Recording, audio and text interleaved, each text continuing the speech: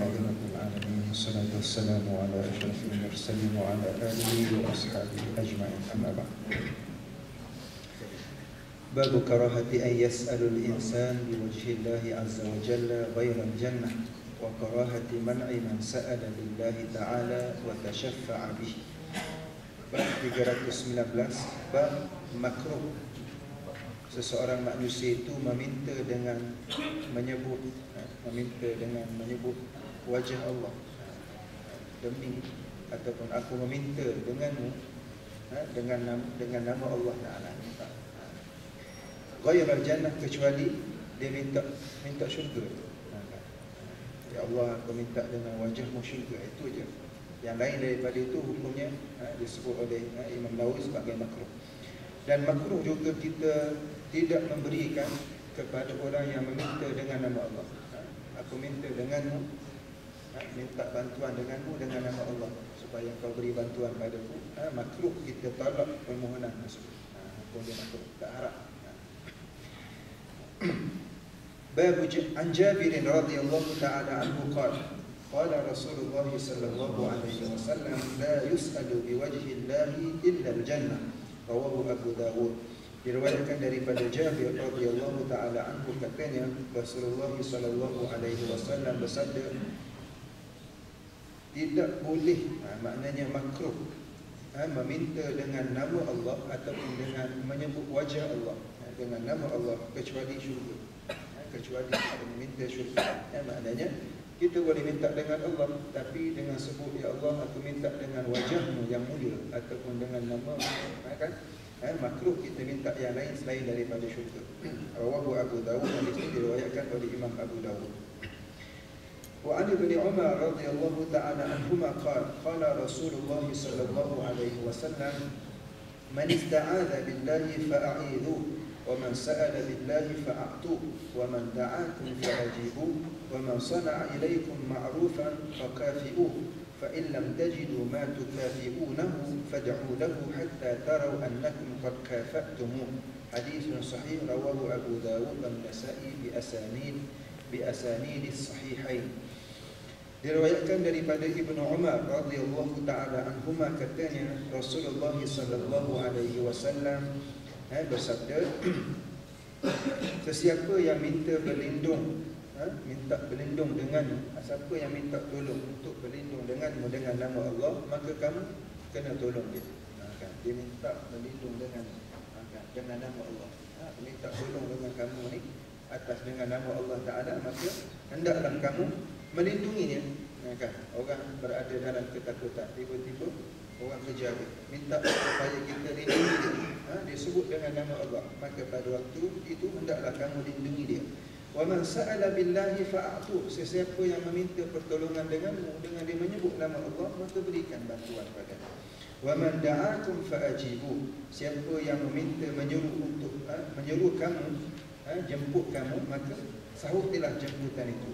Wa man sana'a ilaikum ma'rufan fakafi'u, siapa yang telah buat baik kepada kamu, maka kamu balas kebaikannya itu.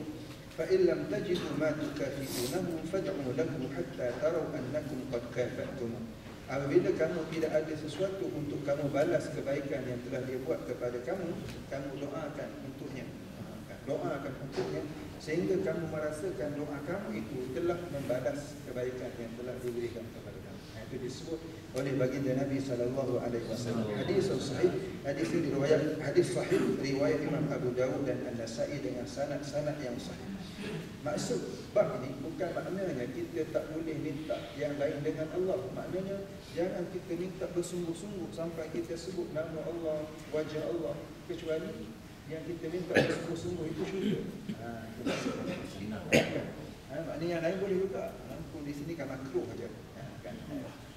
Supaya tuan-tuan jangan terkeliru nanti apa yang dimaksudkan oleh Imam An-Nawawi rahimahullah. Maknanya jangan sampai kita minta sungguh-sungguh sampai kita menyebut wajah Allah, sehingga mereka yang kita minta itu adalah syurga. Bab seterusnya, bab tahrimi qawli syahansyah lis-sultan wa ghairihi lianna ma'nahu malikul muluk wa la yusaf bidzalika ghairullah subhanahu wa ta'ala. Bab haram kita memanggil syahansyah bagi seseorang sultan ataupun yang seumpama dengannya. Kerana makna itu, makna syahansyah itu ialah raja segala raja. Haram kita memanggil seorang sultan dengan wahai raja segala raja, tak boleh. Kan? Kerana la yusaf bidzalika ghairullah, tidak disifatkan dengan nama raja atau sifat raja segala raja melainkan Allah Taala sahaja yang layak. Raja bagi segala raja. Tak boleh kita panggil mana-mana manusia dengan raja bagi segala raja. Haram hukumnya. Bahkan kita seolah-olah telah membesarkan yang lain selain daripada Allah Subhanahu wa taala. Wa an Abi Hurairah radhiyallahu taala anhu 'an Nabi sallallahu alaihi wasallam qala inna aqna'a ismin 'inda Allah 'azza wa jalla rajulun tusamma malikal amlak. Muttafaqun alaihi. Diriwayatkan daripada Abu Hurairah radhiyallahu taala anhu daripada Nabi sallallahu alaihi wasallam sabda baginda, sesungguhnya seburuk-buruk dan sekeji-keji nama di sisi Allah ialah lelaki yang dinamakan dengan raja segala raja. Itu adalah nama seburuk-buruk dan sehina-hinanya di sisi Allah. Muttafaqun alaih. Hadis ini disepakati oleh Imam Bukhari dan Imam Muslim. Kata Sufyan bin Uyainah, Malikul Amlak mithlu Syahansyah. Raja segala raja dalam bahasa lain Syahansyah. Ataupun dalam apa bahasa kita sekarang, atau dalam dunia kan? Asalkan makna dia raja segala raja, tak boleh panggil pada manusia. Dia hanya layak untuk Allah Subhanahu wa taala. Bab yasusna babun nahyi an mukhatabatil fasik wal mubtadi' wa nahwihima bi sayyidin wa nahwihi. Bab ada larangan kita memanggil seorang yang fasik, orang yang melakukan dosa besar, wal mubtadi', orang yang buat perkara-perkara yang bid'ah kan, dalam erti kata yang bid'ah yang sebenar, dan yang seumpama dengan keduanya kita panggil dia dengan sayyidi, tuanku dan sebagainya. Sayyidi ni makna bahasa kita ni tuanku, sayyidi kan, sayyidi sayyidina Rasulullah kan. Kita tak boleh panggil, sebab sayyidi ni dalam istilah bahasa Arab ni orang yang kita muliakan. Kita tak boleh panggil panggilan yang seperti itu kepada orang yang buat dosa besar. Dia fasik, orang yang sentiasa kita tahu dia berterusan melakukan dosa besar. Tak boleh panggil dengan panggilan yang seperti itu. Maksudnya tadi. Wa an Buraidah radhiyallahu ta'ala anhu qala qala Rasulullah sallallahu alaihi wasallam la taqulu lil munafiq sayyidun fa innahu in yaku sayyidan faqad asfattum Rabbukum azza wa jalla. Rawahu Abu Dawud bi isnadin sahih.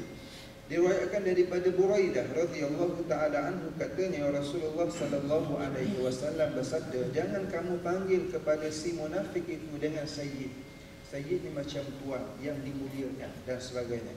Kerana sesungguhnya jika dia sebenarnya seorang sayyid, maka engkau telah Tuhanmu telah memurkaimu.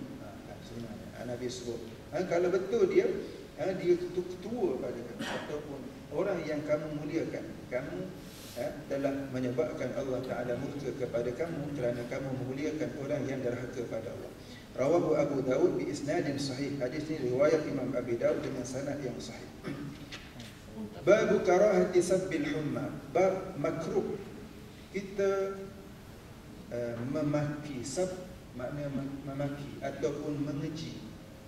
Humma demam. Kita sakit demam, kita marah ke demam. Karahah ni maknanya Allah Ta'ala maknanya ada larangan, makruh. Makruh ni dilarang. Kita memaki sakit yang menimpa diri kita. An Jabirin, antaranya ialah demam tadi, humma. An Jabirin radhiyallahu ta'ala anhu anna Rasulullah sallallahu alaihi wasallam dakhala ala ummi Sa'id ay ummi al-Musayyib. Qala ma laki ya ummi Sa'id aw ya ummi al-Musayyib تزفزفين. قالت الحمى لا بارك الله فيها. فقال لا تصب الحمى فإنها تذهب خطايا بني آدم كما يذهب الكير خبث الحديد. رواه مسلم.